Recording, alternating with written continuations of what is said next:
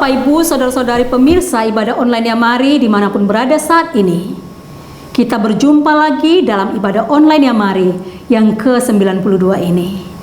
Kami menyambut dengan gembira kehadiran Bapak, Ibu, Saudara-saudari semua dalam ibadah online Yamari melalui YouTube kali ini.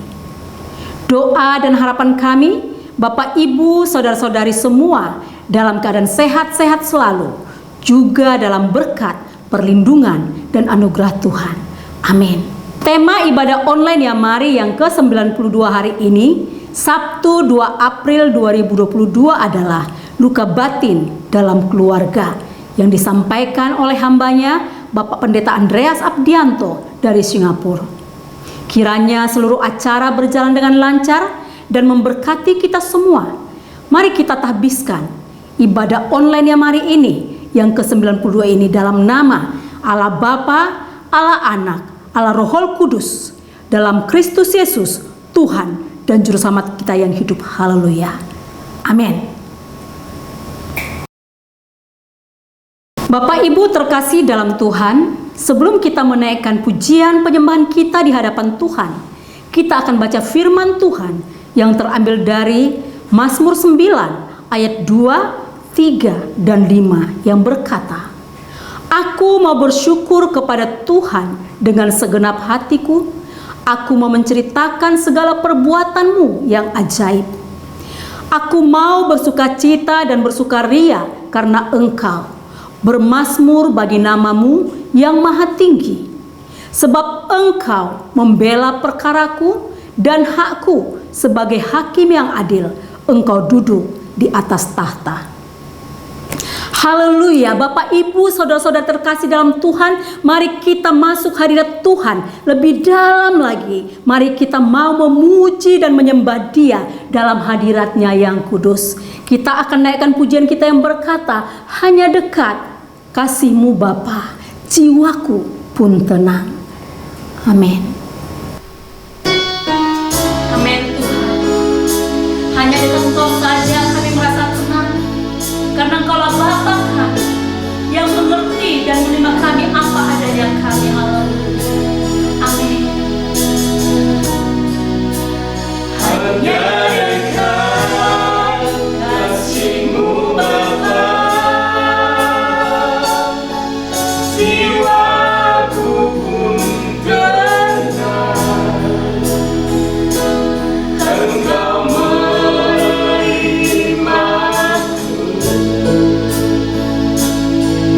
dengan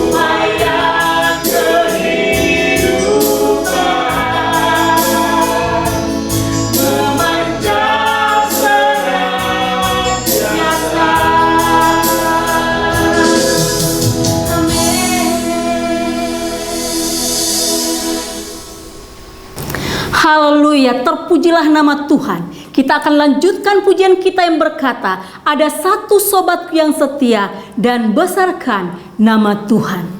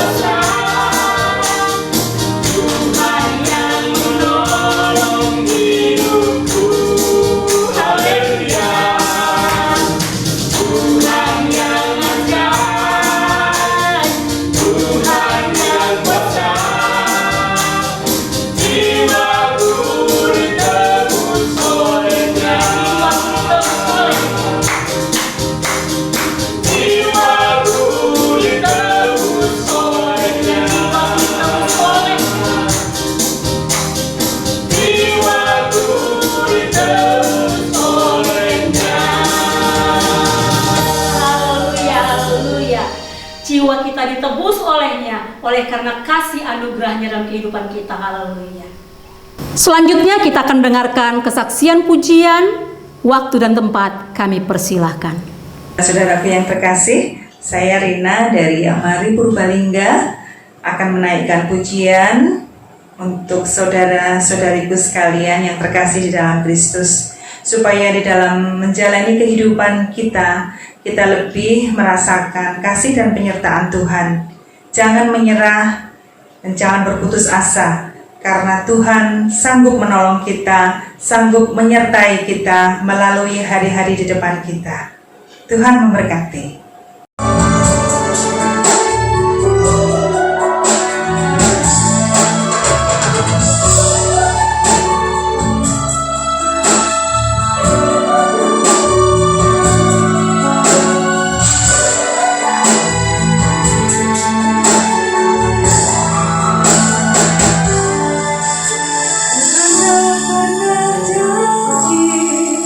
Langit selalu biru,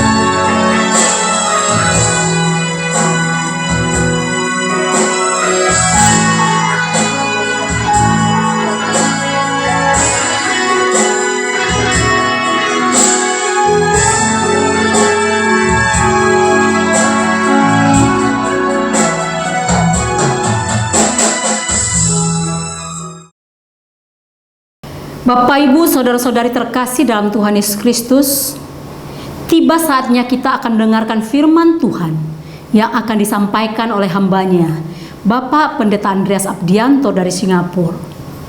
Mari kita siapkan hati kita dan pikiran kita dan seluruh hidup kita untuk ditaburi oleh benih firman Tuhan. Untuk menyambut kebenaran firman Tuhan, kita akan menaikkan pujian yang berkata, Dia sanggup.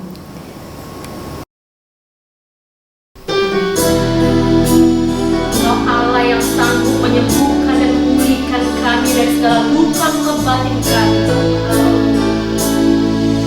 Yesus Tuhan, mulia namanya.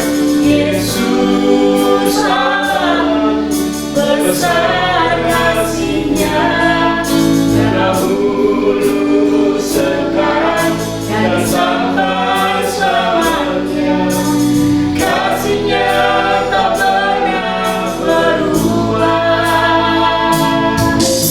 Yesus Tuhan.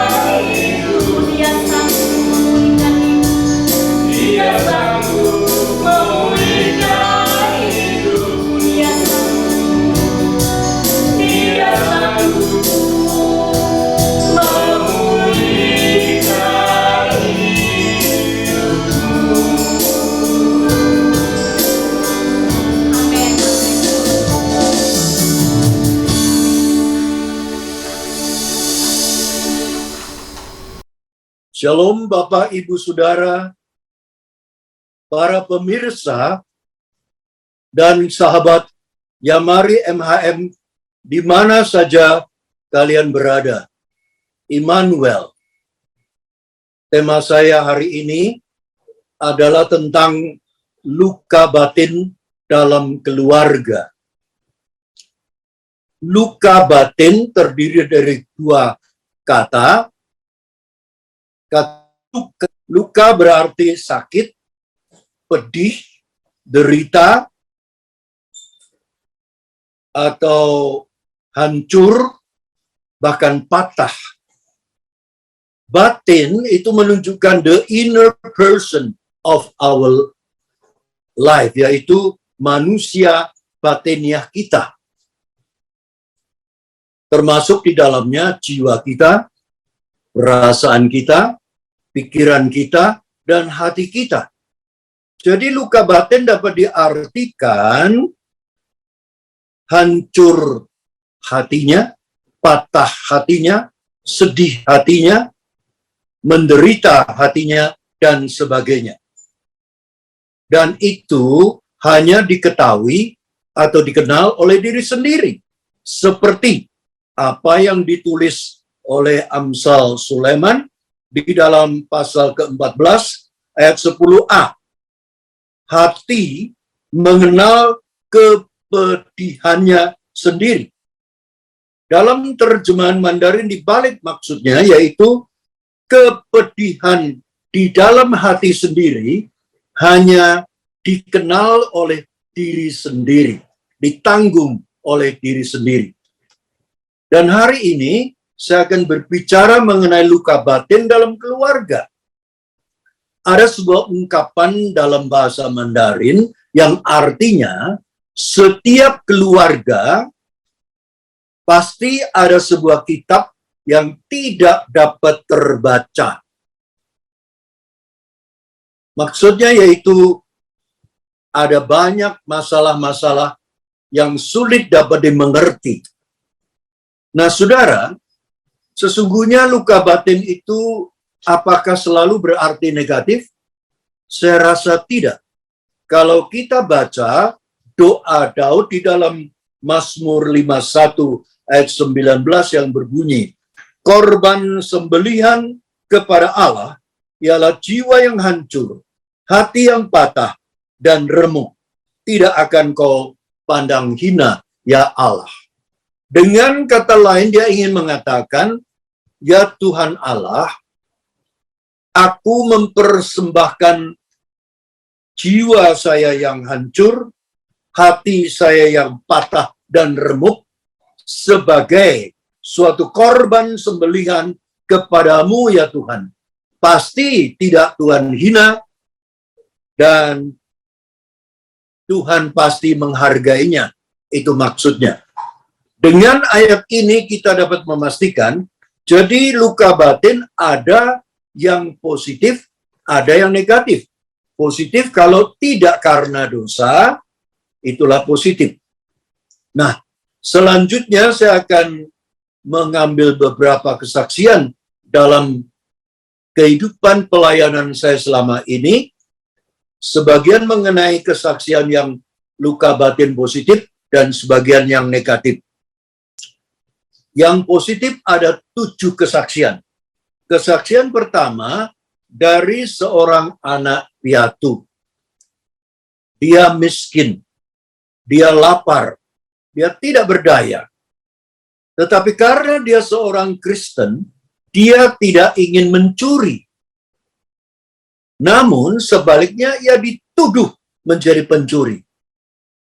Ia sangat dongkol dan hampir saja memukul orang yang menuduh dia pencuri, tetapi hati nuraninya menahan dia.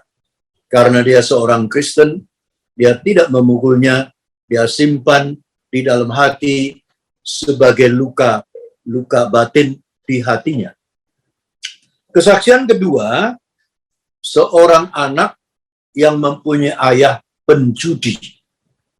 Ayahnya suka berjudi. Tiap kali kalau kalah judi, ya pulang dalam keadaan bermabuk-mabukan, memukul istri, memukul anak-anaknya tanpa alasan. Anak ini dan ibu merasa sangat sedih. Mereka hanya bisa menelan air mata ke dalam hatinya. Kesaksian yang ketiga, luka batin seorang istri yang suaminya selingkuh. Seorang suami ia berselingkuh di luar, istrinya tahu dengan jelas kalau ia sedang berselingkuh. Karena ia sudah terang-terangan membawa selingkuhannya ke pesta, bahkan ke gereja. Namun karena istrinya seorang Kristen, dan tiap kali saya ke kotanya, dia mencari saya untuk konseling dan untuk didoakan. Memang dia tidak bersedia bercerai, tapi dia punya keyakinan suatu hari suaminya akan bertobat. Benar. Pada suatu hari, benar-benar suaminya oleh karena mungkin dagangannya agak rugi dan sebagainya, akhirnya dia bertobat, kembali ke keluarganya, mengakui anak-anak dan istrinya, dan kini hidup dengan berbahagia. Kesaksian yang kelima adalah luka batin seorang ibu yang disalahfahami oleh anak menantunya. Seorang ibu setelah mempunyai seorang anak perempuan, melahirkan seorang anak, dan karena di Singapura itu suami istri harus bekerja, maka anak itu dititipkan kepada ibu mertuanya.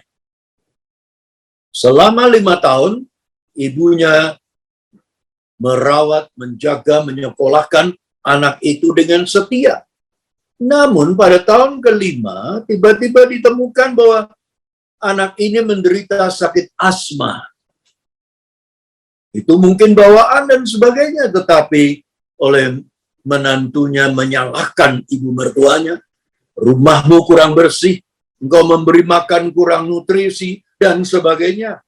Akhirnya anak ini dipaksa dibawa pulang, dan semenjak itu menantunya tidak pernah ke rumah ibu mertuanya. Ibunya menjadi luka-luka batin dan membiarkan air mata mengalir ke dalam hatinya. Yang ke-6, kesaksian luka batin seorang suami yang istrinya sesuka hati menandatangani kredit card. Suami daripada istri ini dapat dikatakan di dalam bilangan orang kaya. Tetapi sang istri tidak mau tahu kalau seorang pria tidak mudah dalam mencari uang, dalam berdagang, dan sebagainya. Maka ia hanya mengerti tiap hari ke shopping center, berbelanja sebanyak-banyaknya, suaminya mencari uang, istrinya menghamburkan uang, dan ia pergi ke beauty salon, ia pergi ke spa, dan berfoya-foya dengan teman sebayanya. Setiap akhir bulan ditemukan oleh suaminya bahwa tagihan kredit card itu bengkak sekali. Tapi ia tidak berani menegur istrinya, takut kalau istrinya ngambek. Dia seorang Kristen yang baik sekali. Dia hanya bisa menelan tetesan air mata di pipinya ke dalam mulutnya. Saudara, yang ke-7, luka batin seorang suami yang sering dihina oleh istrinya di luar. Mungkin istrinya tergolong orang yang cerewet. Dia di hadapan teman-teman sebayanya sering ngata-ngatain suaminya. Ya kalau memuji itu baik, tapi justru yang negatif. Antara lain mengatakan suami saya itu bodoh, tidak pandai dagang, tidak pandai mencari uang, tidak pandai bergaul, bahkan tidak pandai di kamar dan sebagainya. Memalukan sekali. Dan suaminya terdengar dari orang lain dia ingin menegur tapi malu dan tidak berani. Takut kalau istrinya minta cerai dan sebagainya, karena dia juga seorang Kristen yang baik. Inilah 7 kesaksian yang positif, saya kira, bukan karena dosa. Nah, sekarang marilah kita menginjak ke 5 kesaksian karena dosa. Saksian pertama, seorang ibu yang mempunyai 2 putri. Setelah putri yang kedua itu menikah dan melahirkan 2 anak, ditemukan bahwa sang menantunya yang tidak Kristen itu ada selingkuhan di luar. Ketika sang ibu ini tahu, segera minta putrinya menceraikan suaminya itu dengan paksa.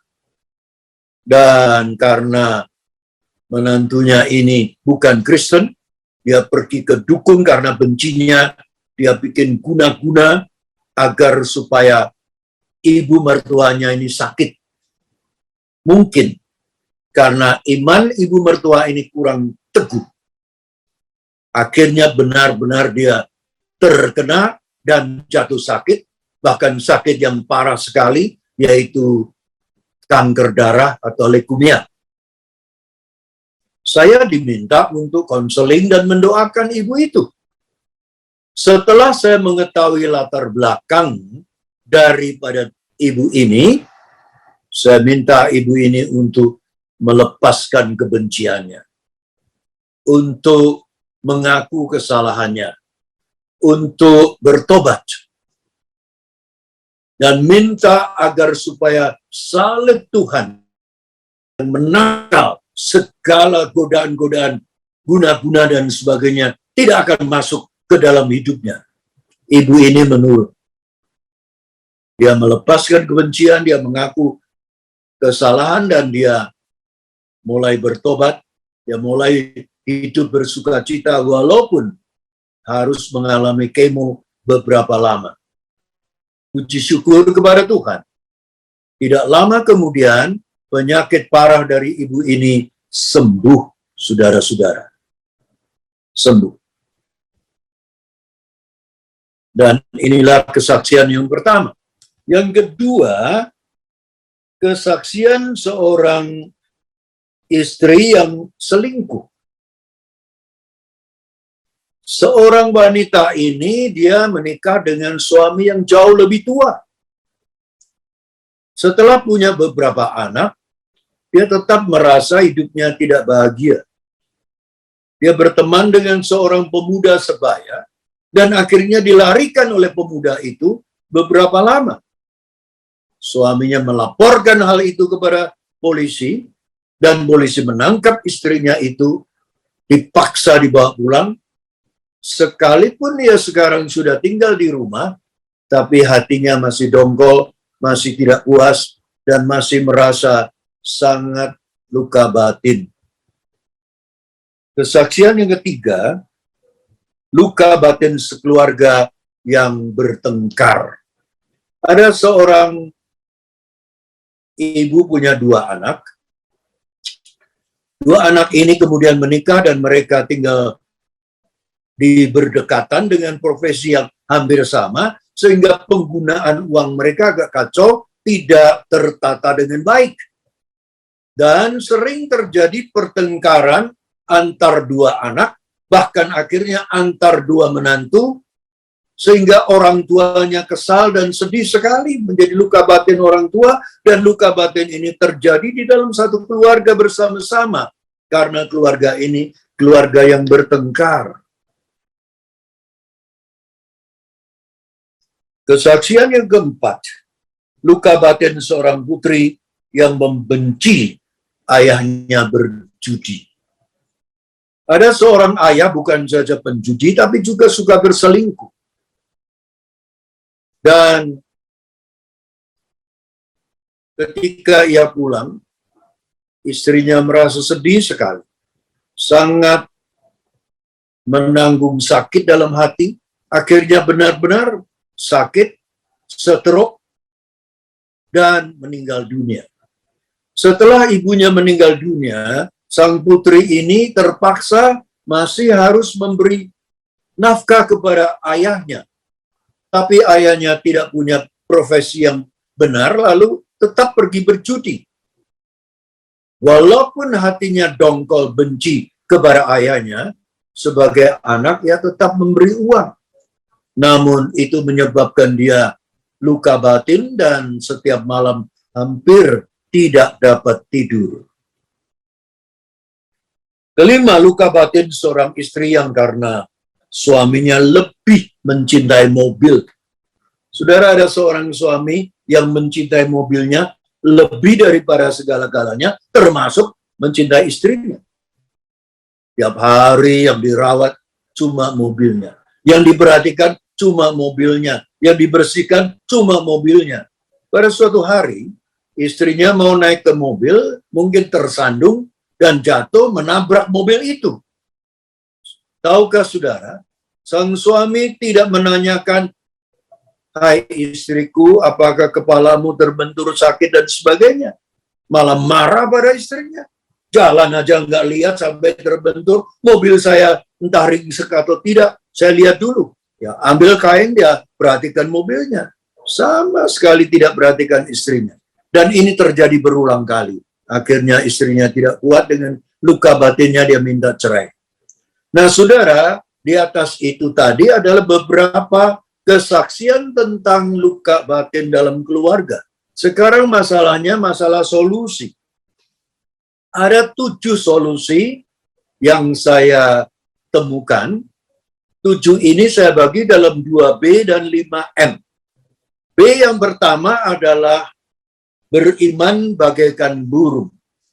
Saudara, di dalam Matius pasal 6:26, Tuhan Yesus berkata demikian, "Pandanglah burung-burung di langit yang tidak menabur dan tidak menuai dan tidak mengumpulkan bekal dalam lumbung, namun diberi makan oleh Bapakmu yang di sorga. Bukankah kamu jauh melebihi burung-burung?" Saudara, mengapa di dalam rangka Tuhan Yesus mengungkapkan tentang kebenaran jangan berkhawatir, mengambil burung sebagai perumpamaan? Karena burung mempunyai sayap.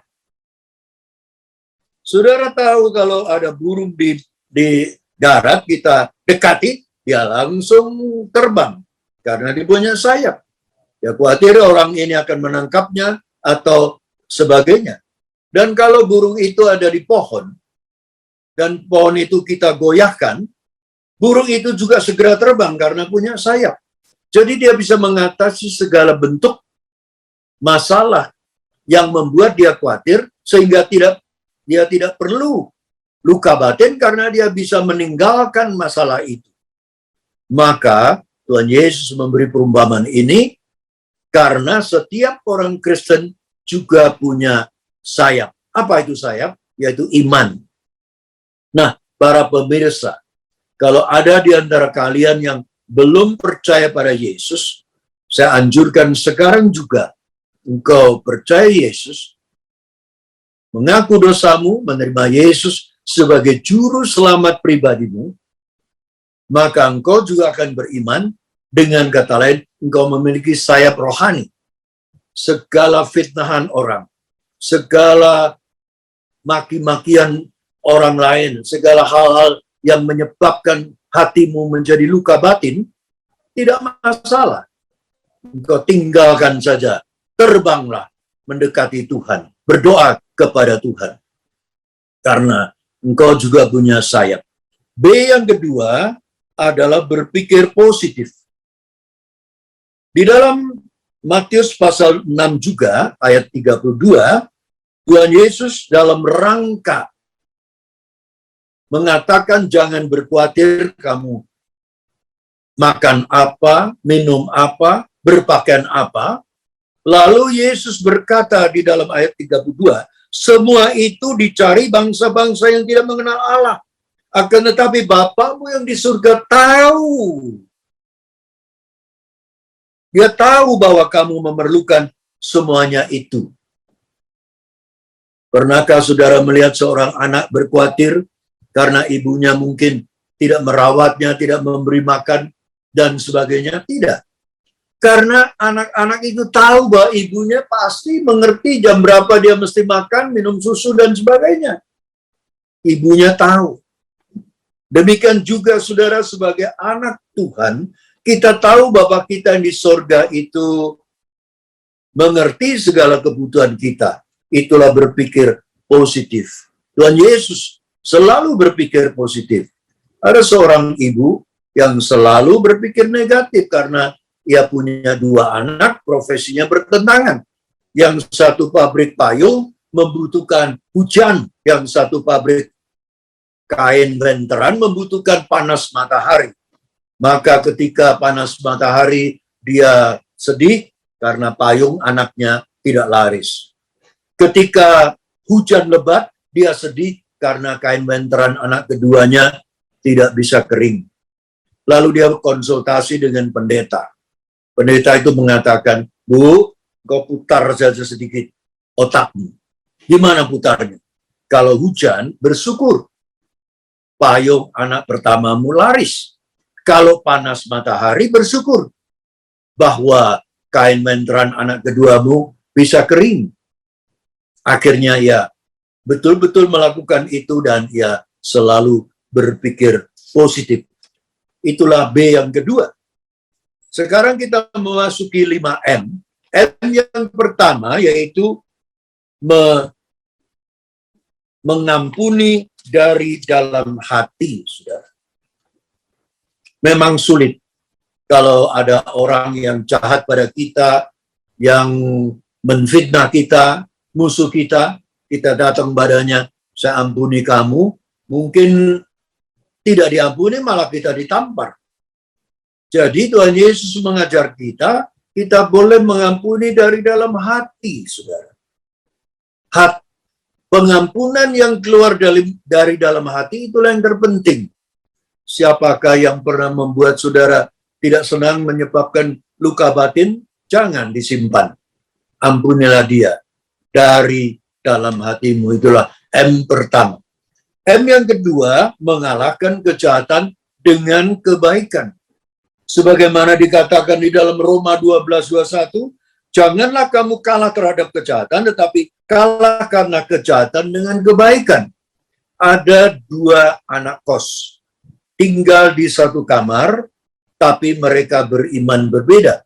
Yang satu percaya Yesus, yang satu belum.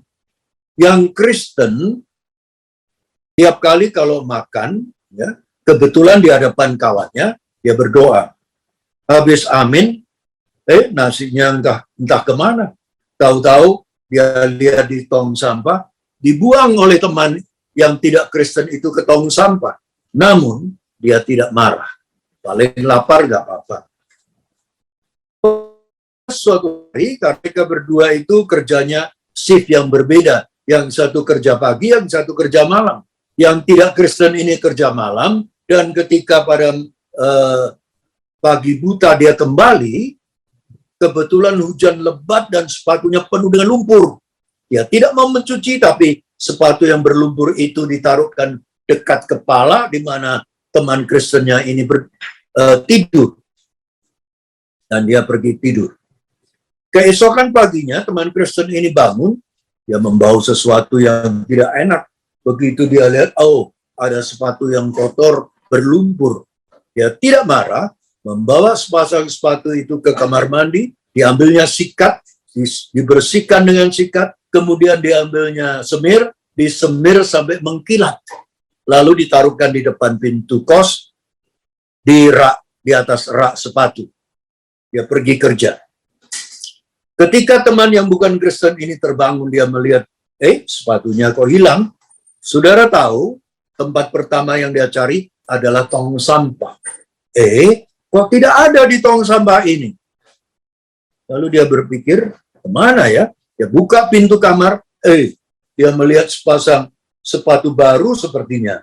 Tapi dia amati terus, itu sepatu saya. Loh, kok jadi bersih? Siapa yang membersihkan? Siapa yang menyemirnya sampai mengkilat? Segera dia sadar, itu pasti teman sekamarnya. matanya berlinang-linang, dia ambil HP-nya, dia menelpon akan kawannya yang sedang bekerja, dengan menangis, dia mengatakan, "Hai kawanku, engkau kok baik sekali.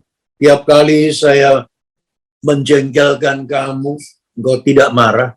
Hari ini saya tahu betul engkau adalah orang Kristen sejati. Engkau telah membersihkan sepatuku dan menyemirnya. Oh, terima kasih dan minta maaf ya atas kejahatan saya selama ini." Konon kabarnya, tidak lama kemudian teman yang bukan Kristen ini juga ke gereja. Jadi saudara ternyata mengalahkan kejahatan dengan kebaikan, malah bisa mengabarkan Injil, ada membawa seseorang memenangkan jiwanya. M yang ketiga, saudara, adalah menganggapnya itu duri di dalam tubuh kita. Saudara-saudara, Paulus seorang yang mempunyai pengalaman rohani yang luar biasa. Bahkan ia pernah dibawa oleh Tuhan ke langit ketiga. Nah, suatu hari Paulus menemukan dirinya ada duri di dalam dagingnya, 3 kali minta pada Tuhan supaya dicabut, tidak dicabut. Bahkan Tuhan menjawab, "Anugerahku cukup bagimu." Lalu kita baca coba di ayat 7, 2 Korintus pasal 12 ini. "Dan supaya aku jangan meninggikan diri karena penyataan-penyataan yang luar biasa itu, maka aku diberi suatu duri di dalam dagingku, yaitu seorang utusan iblis untuk menggocoh aku, supaya aku jangan meninggikan diri." Saudara, kalau saudara difitnah, kalau saudara dibikin susah, dimusuhi orang, itu tandanya saudara beriman teguh. Itu tandanya saudara punya pengalaman rohani yang tinggi. Saudara seorang yang rohaniawan sekali. Dan anggaplah itu duri dari Tuhan di dalam dagingmu, dan tidak perlu minta dicabut, karena supaya saudara tidak menjadi sombong. Menganggaplah itu duri dalam tubuh. M yang keempat, menganggapnya sebagai salib yang harus dipikul. Di dalam Lukas pasal 9 ayat 23, Tuhan Yesus berkata, "Barang siapa mau ikut aku, menyangkal dirinya, memikul salib tiap-tiap hari." Saudara, apa artinya pikul salib? Kalau kita pelajari dari Yesus, pikul salib adalah pikul dosa orang lain, menanggung dosa orang lain. Demikian juga Tuhan meminta kita pikul salib, menanggung kesalahan orang lain. Sundar Singh pernah berkata, kalau kita memikul salib duniawi, makin pikul, makin merasa berat. Tapi kalau kita pikul salib rohani, makin pikul akan makin merasa ringan. Bahkan, ia berkata, pada suatu hari kamu akan dipikul oleh salib. Bukan kita pikul salib, tapi dipikul oleh salib. Betapa indahnya seorang yang beriman. Anggaplah bahwa semua fitnahan atau masalah yang menyebabkan kita luka batin itu adalah salib yang harus kita pikul. Dan M yang terakhir kelima, menyibukkan diri dalam pelayanan. Saudara, pelayanan merupakan tugas panggilan kita sebagai umat percaya yang sangat mulia. Kalau tiap hari kita hanya memfokuskan diri kita pada luka batin yang kita alami, maka saya khawatir usia kita tidak akan panjang umur. Tapi kalau hidup kita fokuskan di dalam pelayanan, rajin di dalam mengerjakan pekerjaan gereja, atau yayasan, Yamari, atau mengabarkan Injil. Karena Yamari memang mempunyai 2 misi. Pertama, misi penginjilan. Kedua, misi kesehatan. Mengabarkan Injil, mengemban amanat agung merupakan misi kita. Dan mendoakan, menolong, membantu orang sakit juga merupakan misi kita.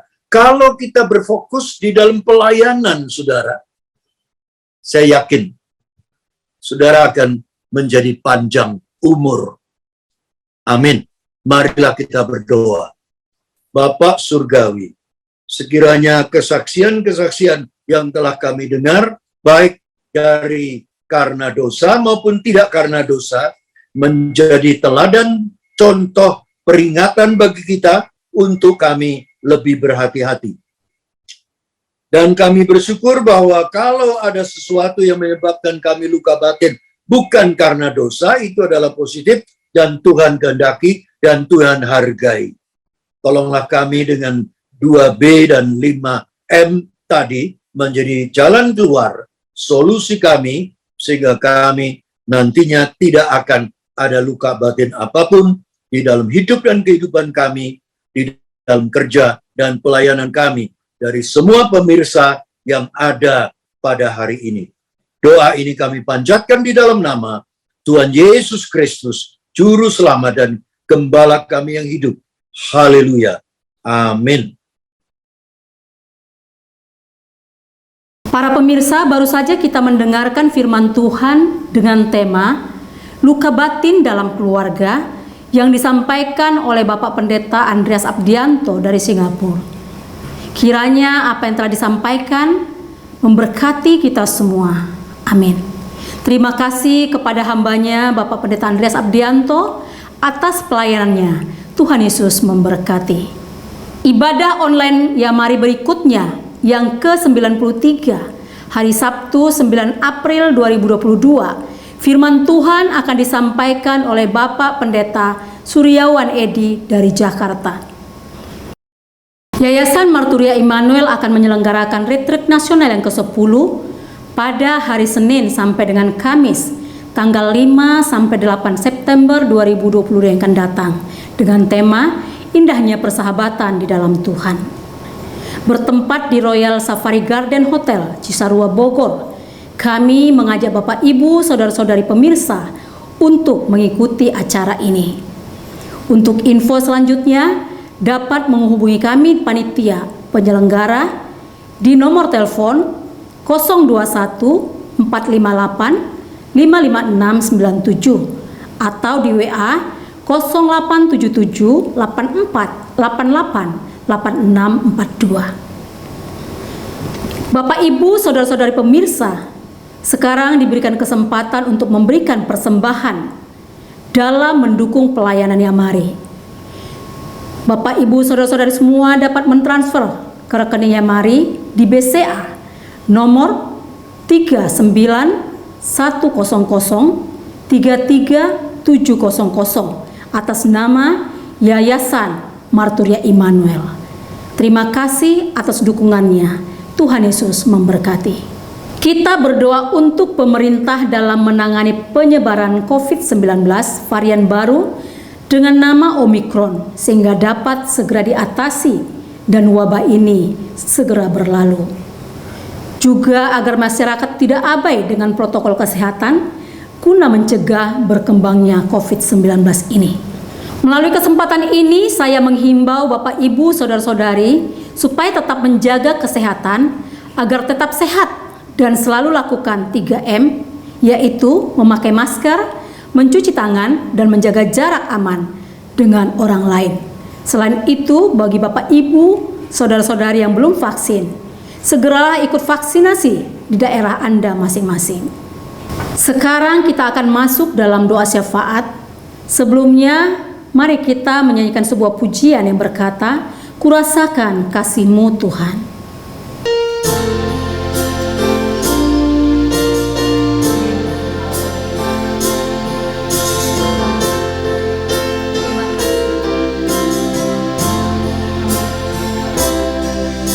Rasakan kasih-Mu Tuhan, ku rasakan kuasa-Mu Tuhan, ku rasakan kasih kuasa Roh Kudus, ku rasakan kehadiran-Mu, curah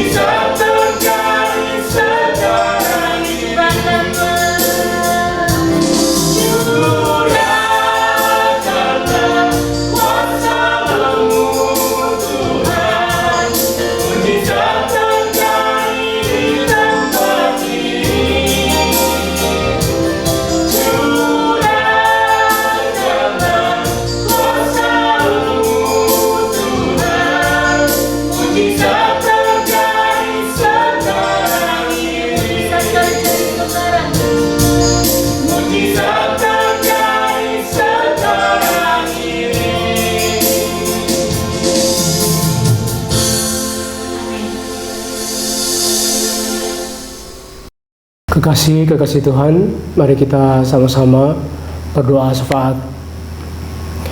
Allah Bapa di surga, terima kasih atas pimpinan Tuhan dalam ibadah online yang mari hari Sabtu tanggal 2 April 2022 telah berjalan lancar, dan hamba-Mu Bapak Pendeta Andreas Abdianto dari Singapura telah menyampaikan firman Tuhan dengan tema luka batin dalam keluarga. Kami percaya firman Tuhan yang ditaburkan menjadi berkat bagi semua pemirsa, dan kiranya firman Tuhan ini juga diresponi dengan baik, dan juga mereka boleh menjalani penyelesaian antara suami, istri, juga anak-anak. Berkati hamba-Mu Bapak Pendeta Andreas Abdianto dalam kehidupan pribadi, keluarga, juga pelayanan. Berkati juga Ibu Rina yang telah mempersembahkan pujian yang indah dalam ibadah ini. Bapa Surgawi, kami berdoa untuk persiapan ibadah online yang mari ke-93 hari Sabtu 9 April 2022. Firman Tuhan dengan tema hidup memuliakan Allah tetap menjadi berkat yang akan dilayani oleh Bapak Pendeta Suryawan Edi dari Jakarta. Berkati juga seluruh tim yang mari yang akan melayani baik sebagai worship leader, musik, multimedia, kiranya menjadi berkat bagi para pemirsa yang mengikuti ibadah ini dimanapun mereka berada. Kami berdoa untuk persiapan panitia retret nasional ke-10 Yayasan Marturia Immanuel dengan tema indahnya persahabatan di dalam Tuhan yang diselenggarakan oleh Yamari Pusat Jakarta. Pelaksanaannya hari Senin sampai dengan hari Kamis tanggal 5 sampai dengan tanggal 8 September 2022 akan datang, bertempat di Royal Safari Garden Hotel Cisarua Bogor. Tuhan memberkati seluruh persiapan panitia bersama seluruh koordinator kota, Marturia Hospital Ministry dan perwakilan yang mari, sehingga dapat merekrut peserta dan juga dapat bersumbangsi untuk kelancaran dan kesuksesan acara ini, khususnya seluruh pergumulan panitia yang menyangkut paut dengan kebutuhan dana. Kiranya Tuhan sumber segala berkat, curahkan anugerah dan berkat-Mu sehingga seluruh persiapan yang dilakukan boleh berjalan dengan baik, dan kiranya Tuhan saja yang dipermuliakan. Allah Bapa di surga, kami berdoa bagi para pemirsa yang sedang mengalami goncangan iman dalam menjalani kehidupan rumah tangga, yang bergumul karena masalah ekonomi, yang mengalami gangguan kesehatan tubuh karena berbagai macam penyakit yang melanda kehidupan mereka, baik sakit jantung, sakit paru-paru, sakit tumor, sakit kanker, asam urat, sakit tiroid, diabetes, sakit ginjal, sakit stroke, dan juga yang sedang terpapar COVID-19 Omikron. Kiranya Tuhan, kami berdoa pada saat ini, jamahan-Mu, pertolongan-Mu nyata dalam seluruh kehidupan daripada para pemirsa saat ini, apabila mereka saat ini sedang juga bersama-sama beribadah, dan Tuhan mereka memohonkan akan pertolongan Tuhan. Dengar doa sembahyang mereka, dengar rintihan mereka. Hanya Tuhanlah penyembuh ilahi, hanya Tuhanlah dokter yang sungguh-sungguh mereka harapkan. Dan biarlah Tuhan kesembuhan yang mereka terima dari Tuhan itu menjadi kemuliaan bagi nama Tuhan juga. Seluruh obat yang mereka pakai, Tuhan berkati sertai, agar yang demikian mereka boleh melihat bahwa anugerah Tuhan selalu baru dalam seluruh kehidupan mereka. Secara khusus Tuhan, kami berdoa menyerahkan untuk Bapak Setiawan Atmaja di Jakarta tanggal 30 Maret 2022 yang telah menjalani operasi jantung bypass di Heart Center Jakarta. Kami bersyukur telah berjalan dengan lancar. Dan juga kami bersyukur bahwa pertolongan Tuhan selalu membela anak-Mu sebagai badan pengurus lengkap yang mari. Kami juga berdoa untuk Bapak Roni Paulus Ronald dari GKSI Kuningan yang sakit kanker prostat dan menjalani biopsi di rumah sakit Singapura. Bapak Kurniawan Sun Sofianto dari Purbalingga yang sakit kanker kulit melanoma yang menjalar ke bagian tubuh lain dan sekarang melanjutkan pengobatan di Rumah Sakit Cipto Mangunkusumo Jakarta. Demikian juga Dr. Gigi Hari Purnama yang menderita kanker lever stadium 4 dirawat di Rumah Sakit Omni Jakarta. Ibu Mesa Lania Wijaya dari Semarang, sakit kanker payudara dan menjalani pengobatan di Rumah Sakit Mount Elizabeth Singapura. Ibu Rita Onaola di Ambon yang sakit kanker rahim telah menjalar di bagian tubuh yang lain dan menjalani pengobatan di rumah. Dr. Joyce Cakar Atmaja di Jakarta, kanker payudara yang telah menjalani kemo dan juga menuju kepada pemulihan. Ibu Yuliana Kareri Haradewa Ngapu yang sakit tumor dan kista dan juga sedang menjalani pengobatan di rumah. Dan terima kasih untuk pertolongan Tuhan bagi semua anak-anak Tuhan yang mengalami pertolongan Tuhan, yang membutuhkan pertolongan Tuhan dengan seluruh keberadaan mereka masing-masing. Ya Bapa, Engkaulah sumber pertolongan, Engkaulah dokter tabib ilahi, Engkaulah yang memiliki seluruh kehidupan mereka. Jamahan-Mu berlangsung terjadi dalam kehidupan anak-anak-Mu. Demikian juga Tuhan yang mengalami sakit stroke dan dirawat di rumah mereka masing-masing. Baik Bapak Yakob Sabandar yang sakit stroke di Jakarta, Bapak Budianta di Bekasi, dan juga Bapak Listio Wiyadi, Bapak Pastor Frans Pati, Ibu Yuliana Hungguhamu, Bapak Feki Manuhua di Bogor. Tuhan, lihatlah anak-anak-Mu yang sedang menderita stroke dan berada di kursi roda, kesulitan untuk melangkah, kesulitan untuk bergerak. Tapi juga Tuhan, kami berdoa untuk setiap obat yang mereka pakai untuk pengobatan. Ya Tuhan, anugerah-Mu, kuasa darah-Mu mengalir dan juga mereka boleh merasakan pertolongan Tuhan. Dan di dalamnya Tuhan, melalui seluruh para medis yang menangani mereka, demikian juga seluruh obat-obatan dari dokter, Tuhan berkati agar mereka boleh mengalami pertolongan Tuhan dan kesembuhan boleh berlangsung dalam kehidupan daripada anak-anak-Mu Bapa. Bapa di surga, kami berdoa bagi pemerintah bangsa negara kesatuan Republik Indonesia. Berkatilah para pemimpin kami dari pusat sampai daerah, Bapak Presiden Joko Widodo dan Wakil Bapak Ma'ruf Amin, para gubernur, bupati, wali kota sampai RT RW. Berikan hikmat dan kebijaksanaan dalam menjalankan tugas negara demi kesejahteraan rakyat. Kami berdoa untuk pembangunan infrastruktur di lokasi ibu kota baru, juga proses pemindahan ibu kota negara ke Kalimantan. Kami juga berdoa menyerahkan untuk penguatan kerjasama antara kementerian atau lembaga dan pemerintah daerah dalam mengantisipasi kenaikan harga pangan jelang Ramadan dan juga hari raya, supaya harga pangan tetap terkendali sehingga tidak memicu gejolak dalam masyarakat. Kami juga berdoa agar fase endemi COVID-19 di Indonesia dapat tercapai dan ditargetkan pada September 2022. Kiranya perkembangan COVID-19 semakin membaik agar dapat memenuhi sejumlah syarat yang ditetapkan oleh WHO. Kami juga bersyukur kepada Tuhan untuk kinerja Densus 88 Polri berhasil meringkus terduga teroris di Sumatera Barat, juga mengamankan tersangka pendukung ISIS di Jakarta. Kiranya Densus 88 dan seluruh jajaran terkait semakin berjaya dalam memburu dan menangkap para teroris, juga pelaku kejahatan lainnya. Agar dan demikian ya Bapa, seluruh pemerintahan dan juga seluruh anak-anak-Mu yang Tuhan telah angkat mereka, biarlah mereka bekerja melihat bukan kelompok mereka, bukan organisasi mereka, tetapi sungguh semua berorientasi kepada kebutuhan masyarakat dan juga kesejahteraan masyarakat itu sendiri. Agar demikian Tuhan, biarlah semua boleh berhasil dan bangsa kami boleh jaya dan juga menjadi kemuliaan bagi nama Tuhan. Bapa di surga, inilah doa kami kepadamu saat ini, dan doa kami saat ini kami panjatkan tidak demi nama lain, tapi sungguh demi nama Yesus Kristus Tuhan, Allah yang hidup, Tuhan dan Juru Selamat kami, juga penjawab doa yang pasti. Haleluya, haleluya, amin.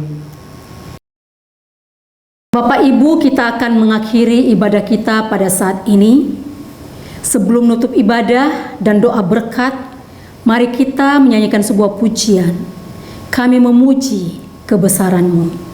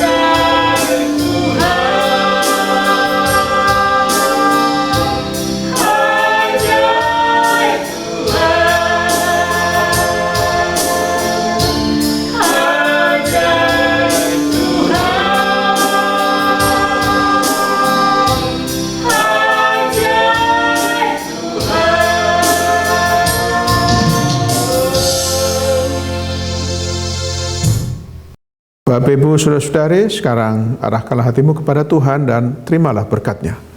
Turunlah kiranya kasih karunia, rahmat, damai sejahtera dari Allah Bapa, cinta kasih Tuhan Yesus dan persekutuan dengan Roh Kudus menyertai kehidupan pribadi, keluarga, pekerjaan dan pelayanan saudara mulai saat ini sampai Maranatha. Amin.